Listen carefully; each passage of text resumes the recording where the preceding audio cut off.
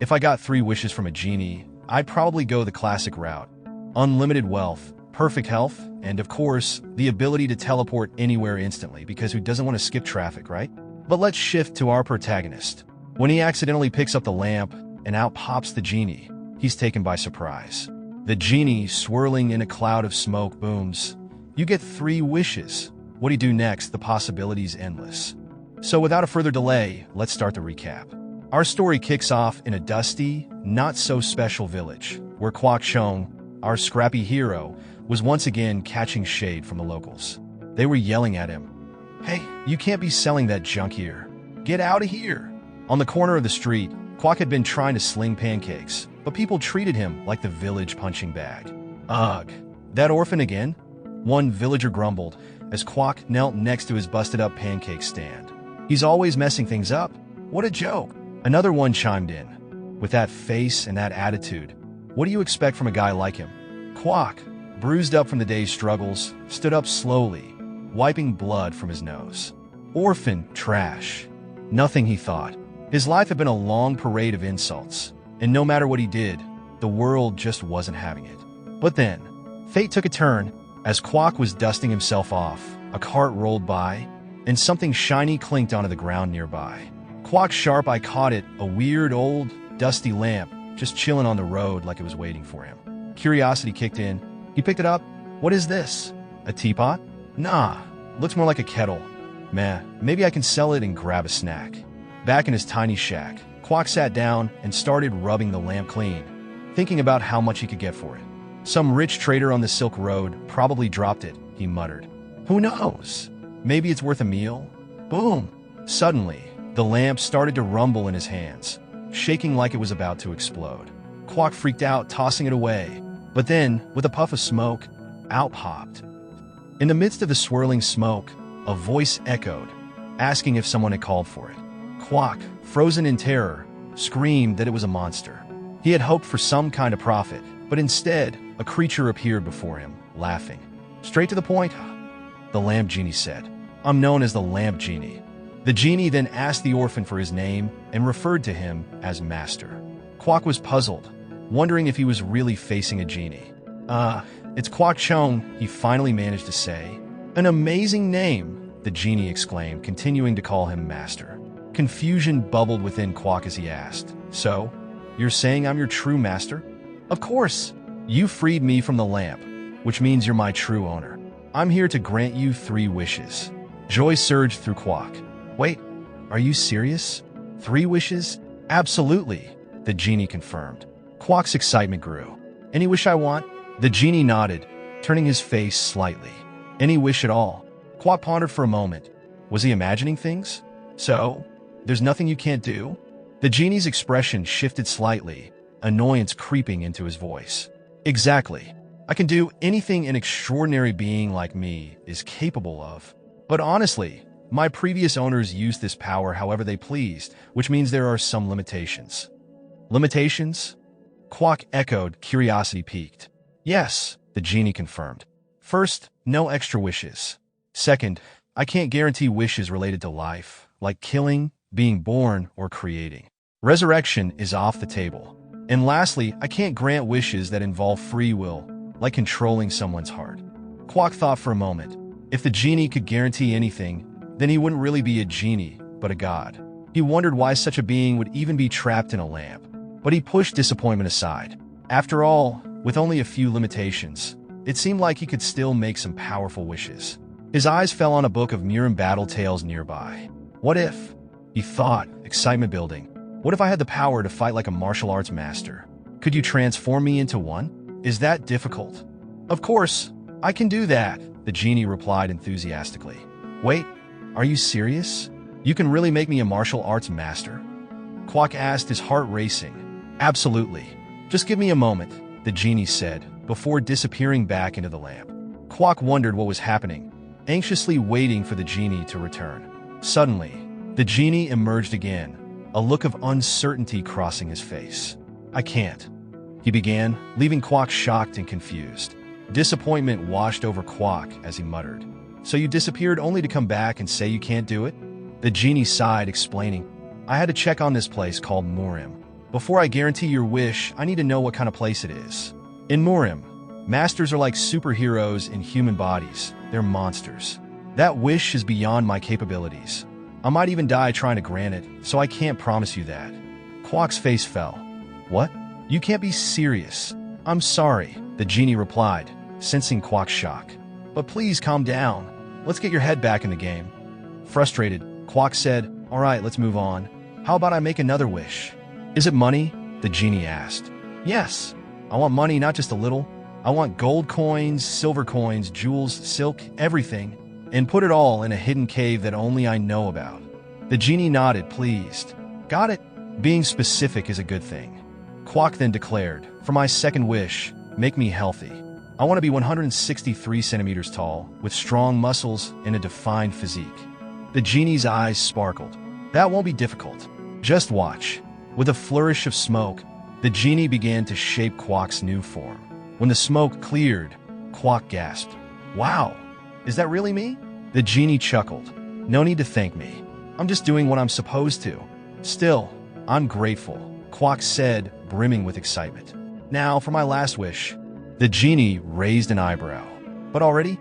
You should really think this through. I wish to go back in time, Quack stated firmly. Take me back to the place and time where I want to go. The genie paused, his expression thoughtful. Going back in time? That's something I've never been asked for before. I'm not sure if I can do it. Really? Quack was incredulous. Not even once? No, the genie confirmed, shaking his head. It's because of the time paradox. There can't be two lamps in the same period. I can't go back with you to see if you've succeeded. Quack's heart sank as he realized the implications. So, what am I supposed to do now? Quack sighed, pondering the implications of his wishes. I guess I was hoping for too much, he admitted. The genie tilted his head, curious. What do you mean by that? Well, I thought going back in time would have its risks, Quack replied.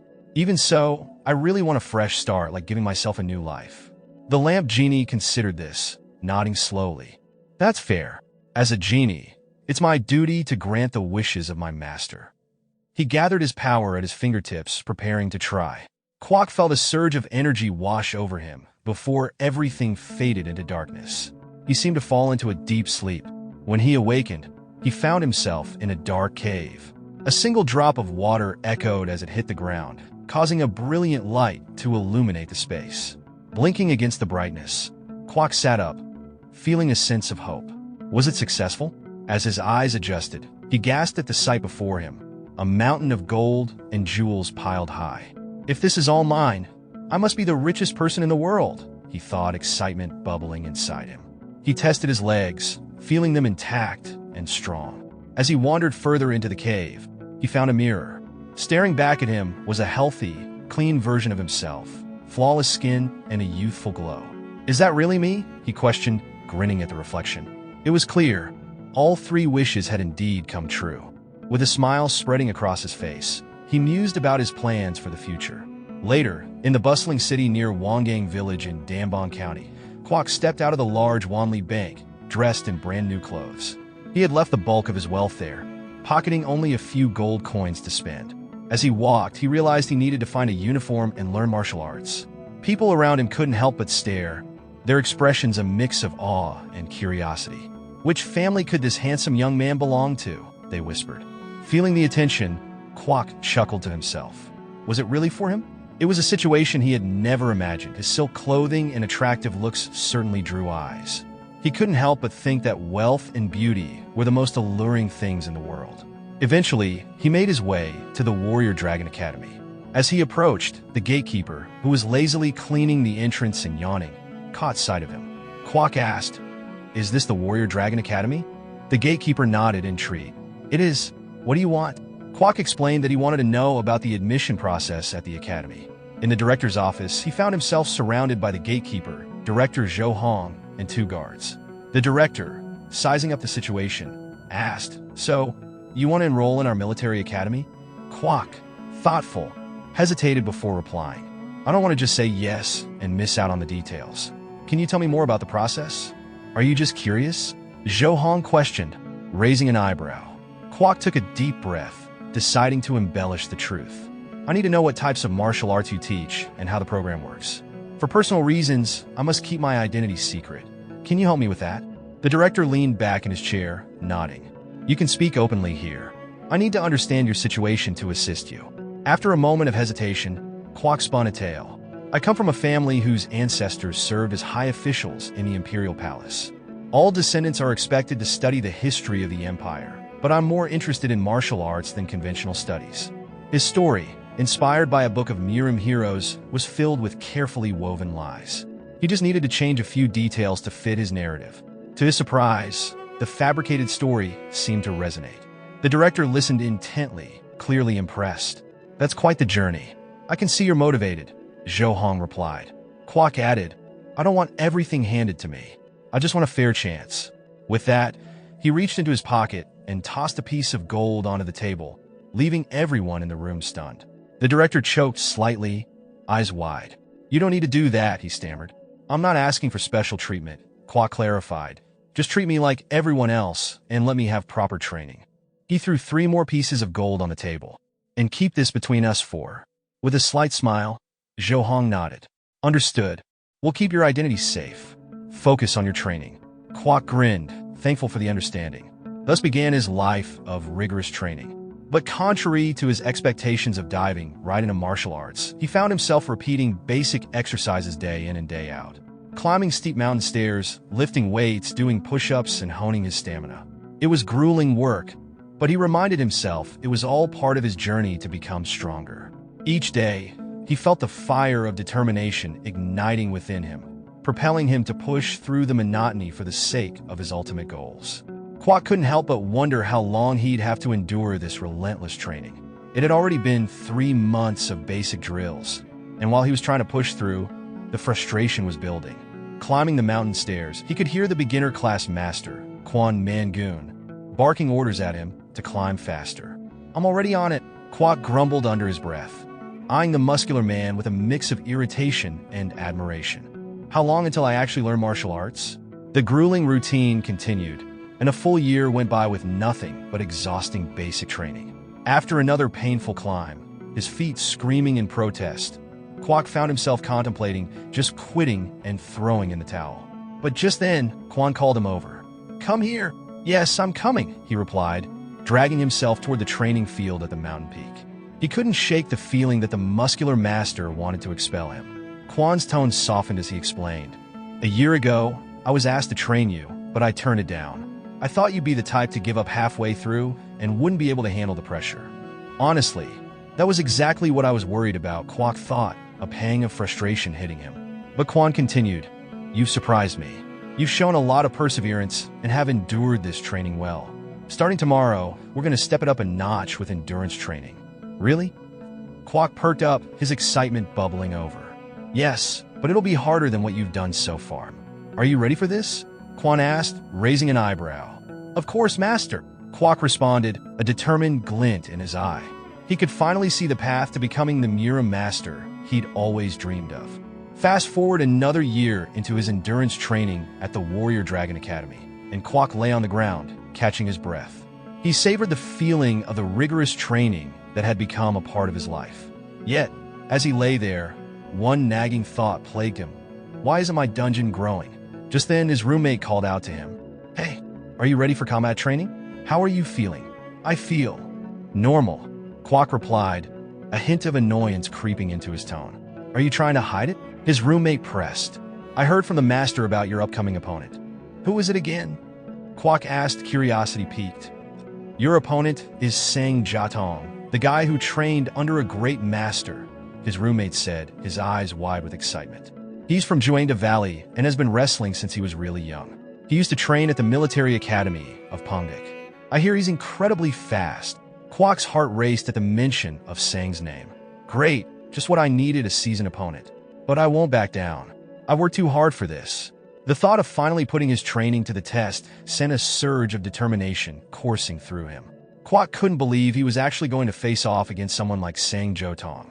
Does this academy really have a guy like that? He asked his roommate, trying to mask the nerves bubbling up inside him. Yeah, but don't be afraid of him. You won't end up dead, his roommate reassured, patting him on the back. Of course, Kwok replied, his heart pounding with a mix of anticipation and dread. He felt an energy coursing through him, and he couldn't shake the thought of whether he could actually beat someone so strong. Well, I guess I'll find out soon enough. As the day of the fight approached, Kwok's nerves only intensified. He trembled slightly, unsure if it was the adrenaline or just plain anxiety. "I don't feel good at all," he muttered to himself, trying to calm his racing heart. Outside, he could hear Joe Tong bantering with his friends. "What's the name of that cute little boy I'm about to fight?" Sang asked, a mocking tone in his voice.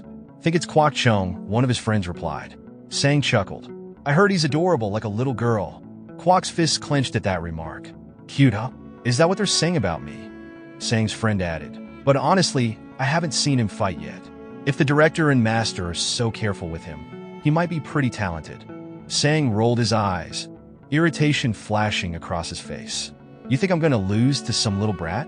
Even if he is talented, I can knock him out with just one hit." Kwok, finally fed up with the taunts, stepped outside, his heart pounding. "Who's gonna make who eat dust?" he called out, glaring at Sang. "If you think you're so good, let's fight right now." He struck a fighting pose, his confidence surging. "What's the matter? Scared?" Sang's disbelief turned into rage. "You cheeky brat, I'll kill you." He charged forward, and Kwok could feel the wind rush past him as Sang closed the distance. "He's fast, but predictable," Kwok thought, preparing himself. Just as Sang threw a punch, Kwok ducked to the side, countering with a quick strike to Sang's stomach. "Oof!" Sang gasped, doubling over in pain. "You bastard!" he spat, anger evident in his trembling voice as he charged at Kwok again. Kwok blocked Sang's punch effortlessly, seizing his wrist with one hand. "Now's my chance," he thought, using his strength to throw Sang to the ground. Sang's eyes widened in disbelief as Kwok rushed toward him at high speed, adrenaline pumping through his veins. "I can do this," he thought, launching himself forward and landing a direct punch to Sang's face. The impact echoed in the training yard, and Sang went down, blood trickling from his nose. "That worked!"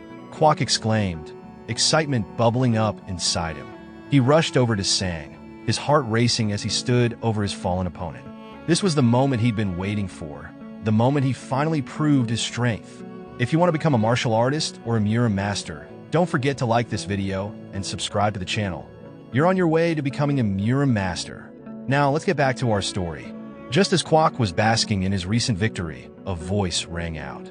"Stop!" It was the director, flanked by several teachers, their expressions a mix of concern and surprise. Kwok's heart dropped. Did I go too far? After the dust settled, Kwok found himself in the director's office, nerves buzzing as he prepared to explain what had happened. To his surprise, instead of scolding him, the director's face broke into a smile. "That was incredible. Your talent is exceptional." Kwok blinked in disbelief. "You really think I have talent?" "Absolutely," the director replied. "Not only are you hardworking, but your growth has exceeded all expectations. You have true potential." With a gleam in his eyes, the director continued. "So, how would you feel about becoming my direct disciple?"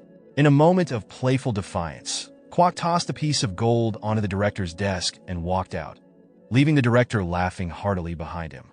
What just happened? Kwok wondered, his mind racing. Did he really have talent? As he strolled away from the office, looking up at the vast sky, he couldn't shake the feeling of glory bubbling inside him. It was a sensation he thought he'd never experience. This is all thanks to the genie, he thought gratefully. From that point on, Kwok threw himself into regular fights. No one could touch him. After all, he had defeated Joe Tong with just one punch. By the time he turned 15, he had not lost a single fight, proudly holding the title of the best at the Warrior Dragon Academy. But everything changed one ordinary day when he returned to the dormitory. As Kwok was sweeping outside, a girl approached him. "Is this the Warrior Dragon Academy?" she asked, an air of confidence radiating from her. "Yeah, but this isn't a place for a rude girl like you. You should leave," Kwok shot back, waving her away dismissively. "I'm rude?" she snapped, her eyes narrowing. "Who do you think you're talking to?" Kwok raised an eyebrow, a smirk playing on his lips. "What do you mean, who?" "Of course it's you." The girl's expression shifted to one of irritation. "Insolent. Do you want me to cut your tongue out?" Kwok's heart raced, and he realized something was off. "What's with her?" he thought, sensing the strength emanating from her. But he quickly brushed off the worry. He was the best student at the academy now. He didn't need to be afraid of anyone. You were the one who spoke informally first, he retorted, crossing his arms defiantly. The tension hung in the air as they faced off, each unwilling to back down. His expression a mix of concern and frustration as he glances at Sirius. You need to understand the importance of keeping a low profile, especially with families like the Beck family. Kwok's brain short-circuit. The Beck family? He scratched his head. Were they one of the 12 prestigious families? He wasn't entirely sure, but hey, winging it worked most of the time, right? He chuckled awkwardly. Ah, just kidding. Yeah, haha, just a joke. The girl raised an eyebrow. Oh, really? A joke? She crossed her arms, looking like she was about to toss him into the nearest trash bin. Stop with the nonsense while I'm still feeling generous. Kneel and apologize. Kwok blinked, processing her threat. Beck family or not, he thought people really got to calm down with all this kneel or die stuff. But retreating wasn't in his playbook. He grinned. And what if I don't feel like it? Her eyes narrowed to slits. Then I'll cut the muscles in your legs. You'll never walk again. Energy pulsed around her like she was about to go full kung fu flick on him. Kwok scoffed, stretching his arms over his head. So the Beck family's out here? What, snipping leg tendons for sport? Is that a thing now? She smirked, a dangerous gleam in her eyes. Oh no, this is personal. You'll regret not kneeling for the rest of your life. Kwok shifted into his fighting stance, mentally preparing for round one. Well, this escalated quickly. But before he could throw a punch, wham, something hard smacked him on the head. Are you out of your mind? The director, Zhou Hong, stood there holding a thick book, looking like a disappointed parent who just caught their kid eating glue. Kwok yelped, rubbing his head. Director. Meanwhile, Baek Gongwoo was busy playing it cool. Baek Kyung, what's going on here? She asked, as if she wasn't just threatening to turn Kwok into a noodle. With a dismissive wave, Baek Kyung said, Oh, nothing big. Just teaching him a little lesson. The thunder's loud, the sky's spooky, you know, regular stuff. Kwok, still fuming, tried to get a word in. Even if she says that But before he could finish, Zhou Hong yanked him down, forcing him to kneel. The director, bowing, apologized. Please forgive him, Baek Kyung. He's a fool. Kwok, dazed and confused, started to open his mouth again, but Zhou Hong gave him the side eye. Shut it. Baek Gongwoo burst into laughter. I'll lighten up. They're just kids messing around. No need to make it so dramatic. Kwok, staring at the ground, grumbled to himself, messing around? This feels more like a death threat on a discount. The director, still bowing, thanked them profusely. We are forever grateful to the Beck family for their generosity. Baek Gongwoo waved it off, looking bored. Not a big deal. Kumi's side. She strolled past Kwok, who was still stuck on the ground, glaring at the dirt. As she passed him, she glanced down and, with a smirk, muttered, Idiot. Kwok's fist clenched, trembling with rage. There's got to be a reason why someone from a famous family like hers is here, he thought. The only thing that made sense was the upcoming demonstration matches. These were no ordinary fights, just flexes of power between regional clans to see who was top dog. If things went how Kwok hoped, he'd get his payback. Twice over. Sure enough, it wasn't long before the martial arts competition between Warrior Dragon Academy and the Beck family was announced. The first few matches came and went, each time with the referee declaring the Beck family as the winner. The crowd was in shock. They've already won 20 matches in a row, one of the students muttered. We haven't won a single one. Another chimed in. The Beck family really doesn't need to worry about anything. Kwok, standing off to the side, glared at the arena. No way. They're the same age as us. He thought there can't be that big of a gap in strength. If I win, I'll change the mood completely. His eyes locked on a Baek Kyung, wondering if he could beat her. I'll show them, he decided. As if reading his mind, Baek Kyung casually told the director she wanted to participate in the sparring matches too. The director blinked, clearly flustered. Oh, of course. Anything you want. Baek Kyung smirked and added, I want the boy from earlier as my opponent. From a spot in the crowd, Kwok noticed her whispering to the director. Then Zhou Hong's voice rang out. Kwok, you're up for the next match. Your opponent is Baek Kyung. Baek Kyung walked up to him with a calm smile. Don't worry, I'll handle you. Consider this an honor. Kwok grinned. This is my shot. It's time all my hard work pays off. Just before the match, Professor Kwon Man-gun approached him with a pair of gauntlets. These should help. Sure, a suit might block a sword's sharpness, but it won't stop your bones from getting shattered. Be careful, all right? Kwok slid on the gauntlets, flashing a confident smile. Don't worry, Professor. I got this. Inside the sparring arena, Kwok eyed Baek Kyung as she casually twirled a wooden sword. Wait, you're using that? Kwok asked, frowning. What? You don't trust yourself with real weapons? Baek Kyung laughed. Let's just say you should thank my uncle for this. If it weren't for him, I'd send you straight to hell. She added with a grin, such a shame. Baek Kyung smirked as she twirled the wooden sword in her hand. Don't get too comfortable, she warned. The pain from a real sword is quick, but a wooden sword? That pain lasts. Honestly, using this on you is a waste. Her arrogant tone hit Kwok right in the ego, and he clenched his fists, irritated beyond belief. The judge stepped forward.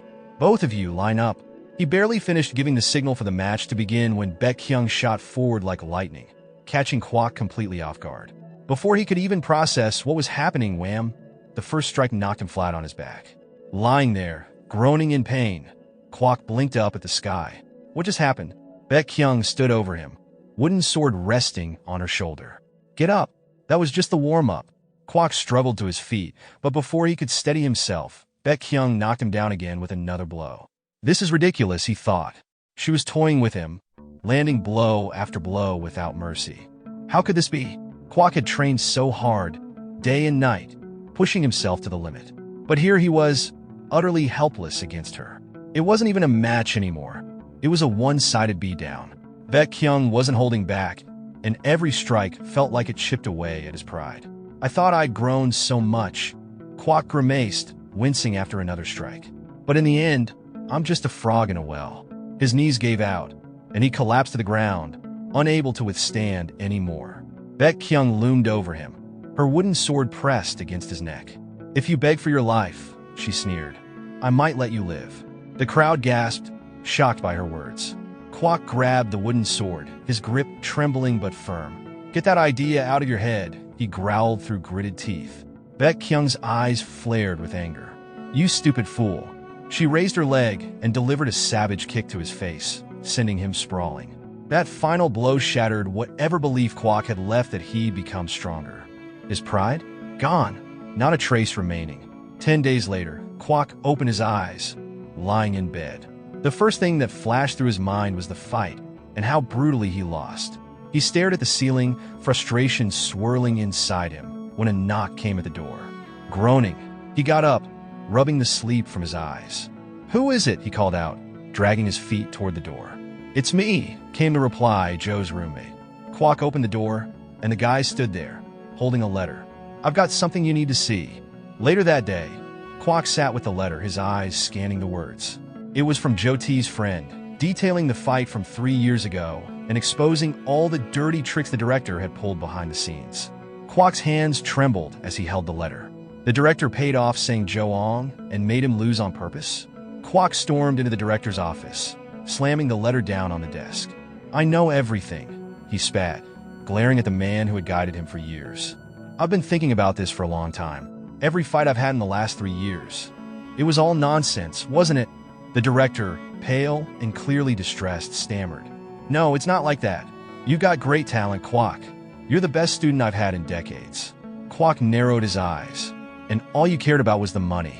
Admit it. Kwok stood there thinking, the director's just trying to hold on to me somehow. He realized. Zhou Hong, still rambling, tried to explain. I've always given you special consideration, Kwok, because you're the best student at Warrior Dragon Academy. You have to understand my position. Kwok's irritation boiled over. Special consideration? He scoffed. More like special treatment for my money. The director was clinging to excuses, trying to justify everything with desperate words Kwok had no interest in hearing. Please, try to understand my true feelings, Zhou Hong pleaded, his voice laced with anxiety. But Kwok couldn't care less anymore. The man's greed for money had poisoned his words, turning them into meaningless noise. Kwok stood up, his resolve clear. I'm leaving. Before heading out, Kwok turned and asked, Did everyone know? The director hung his head. Now you know everything. I'm truly sorry. Kwok sighed. I'm the one who should be apologizing. To you, and to the students of Warrior Dragon Academy. The director waved his hand. There's no need for that, but talk to the others openly. Some of them are deeply hurt, even if they don't show it. Kwok nodded, then hesitated before asking his teacher, Did you know what kind of person your master was? The director chuckled bitterly. I knew better than you, Kwok. Then why didn't you leave? Zhou Hong let out a deep sigh. Because the director planned to hand the academy over to me. On one condition, I'd get a share of the profits from military service income. Kwok's eyes widened. You stayed. Under that condition? Zhou Hong's voice softened. At first, I thought about refusing. But a master is still a master. I couldn't abandon the man I once called my master. And more than that, I wanted to see the academy rise beyond Damon County. I dreamed of turning it into the greatest martial arts academy in the world. A place where money wouldn't matter, where everyone had a fair shot at learning true martial arts. Kwok laughed. You're an incredible idiot. Zhou Hong broke into a grin and laughed along. I know. Then, he turned serious again. So, what are you going to do now? Are you really leaving? Kwok nodded. Yeah, where will you go? Kwok shrugged. No idea yet. A little later, Kwok found himself walking toward another academy. In front of the gate stood a man, hammer in hand, looking like he'd just finished some heavy work. Kwok called out, Is this the Guagaman Academy? The man stopped what he was doing, staring at Kwok with a raised brow. Kwok recalled his young self saying that this was the place where he could learn true martial arts. Maybe this is the fresh start I need, he thought. The man squinted at Kwok, his hammer resting on his shoulder. Guagaman Academy? We're making cauldron lids here. Kwok blinked. Cauldron lids? He thought he must have taken a wrong turn somewhere. Is this really a place to learn martial arts, or am I the idiot here? He asked. Are you alone? Where's your master? The man tilted his head. You're not with your master? Kwok let out a snort. What kind of master runs a place that makes cauldron lids? Do you build a great bond with a master through this lid-making business? The man chuckled. No, but I'm getting used to the master's martial arts. Oh, for sure Kwok thought this guy's an idiot. He couldn't help but ask, and how exactly are the martial arts you're learning? The man, with a dead serious face, replied, with a cauldron lid. Kwok's eye twitched. This is crap, he muttered under his breath. Just then, an old man shuffled out from behind the workshop. Who are you? The old man asked, squinting at Kwok like he was some kind of rare artifact. I'm Kwok Chong, Kwok replied, crossing his arms. And is it true you're teaching martial arts with a cauldron lid here? The old man scratched his head. Yeah, it's true. Kwok's eyes widened. It's not, right? The old man looked around, fumbling with his hand, then suddenly perked up. Where's that poster?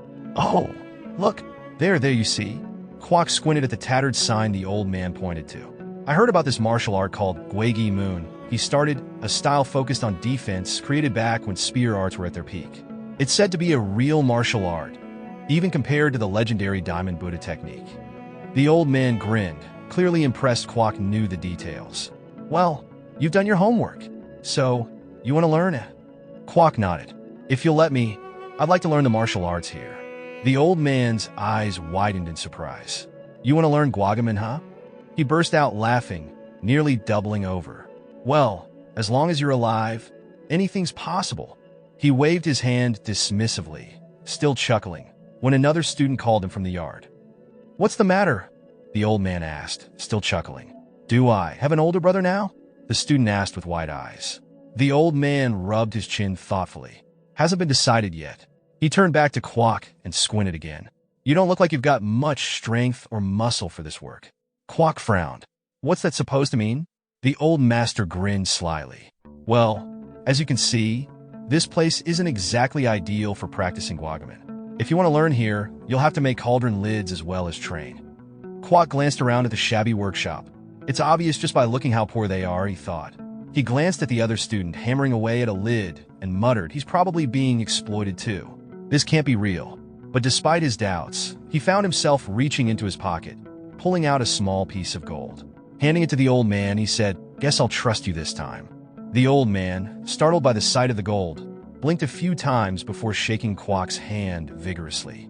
What's this? He asked, clearly taken aback. Kwok, watching the old man's reaction, sighed inwardly. No different from the director of Warrior Dragon Academy, he thought. It was all about the money. The old man chuckled. Well, you're already my disciple. He looked over at ABO, the other student, who was practically bouncing with excitement. I've got a younger brother now. ABO shouted enthusiastically, causing Kwok to raise an eyebrow. Before getting into all that, Kwok, still cautious, said, First things first. I'd like to see Guagaman in action. The old man grinned wide, slapping his thigh.